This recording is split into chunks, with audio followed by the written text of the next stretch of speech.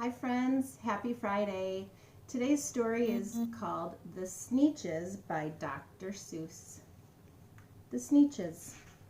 Now the star-belly Sneetches had bellies with stars. The plain-belly Sneetches had none upon theirs. Those stars weren't so big, they were really so small.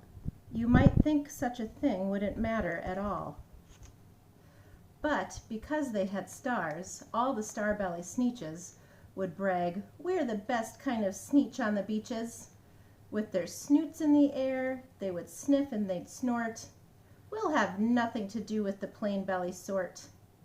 And whenever they met some, when they were out walking, they'd hike right on past them without even talking. When the star-belly children went out to play ball, could a plain belly get in the game? Not at all.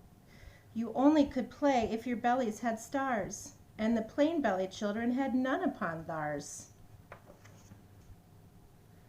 When the star-belly Sneetches had frankfurter roasts, or picnics or parties or marshmallow toasts, they never invited the plain-belly Sneetches. They left them out cold in the dark of the beaches. They kept them away, never let them come near, and that's how they treated them year after year. Then one day, it seems, while the plain-belly Sneetches were moping and doping alone on the beaches, just sitting there wishing their bellies had stars, a stranger zipped up in the strangest of cars. "My friends," he announced in a voice clear and keen, "my name is Sylvester McMonkey McBean, and I've heard of your troubles. I've heard you're unhappy, but I can fix that. I'm the fix-it-up chappie. I've come here to help you. I have what you need, and my prices are low, and I work at great speed, and my work is 100% guaranteed."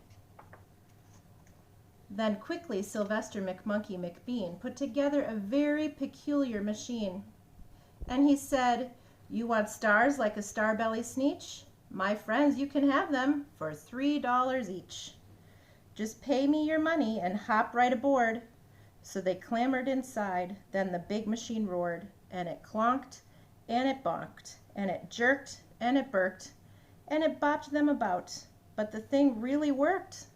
When the plain-belly Sneetches popped out, they had stars. They actually did. They had stars upon theirs. When they yelled at the ones who had stars at the start, "We're exactly like you. You can't tell us apart.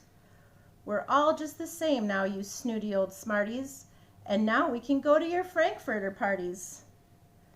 "Good grief," groaned the ones who had stars at the first.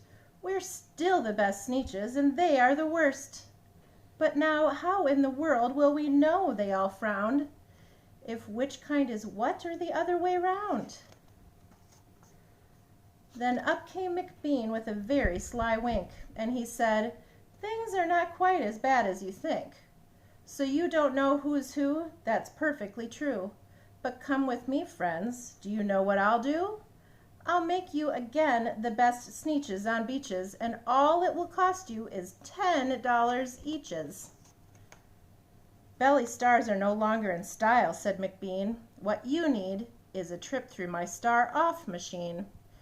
This wondrous contraption will take off your stars, so you won't look like Sneetches who have them on theirs."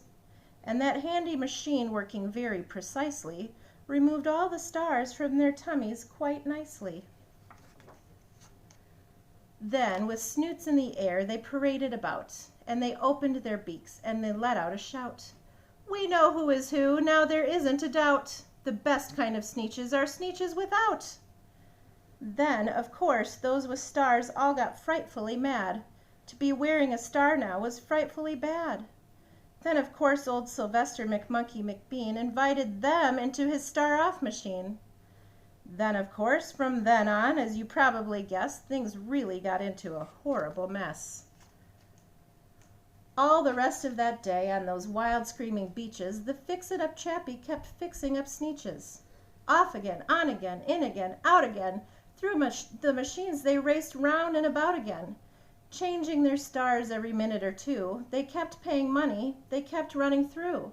until neither the plane nor the Starbellies knew whether this one was that one or that one was this one or which one was what one and what one was who. Then, when every last cent of their money was spent, the fix-it-up chappie packed up and he went. And he laughed as he drove in his car up the beach. They never will learn. No, you can't teach a Sneetch.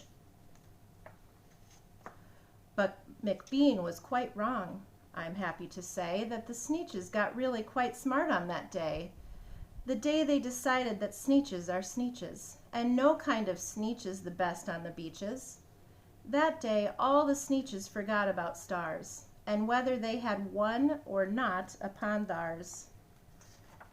That's the end of that story.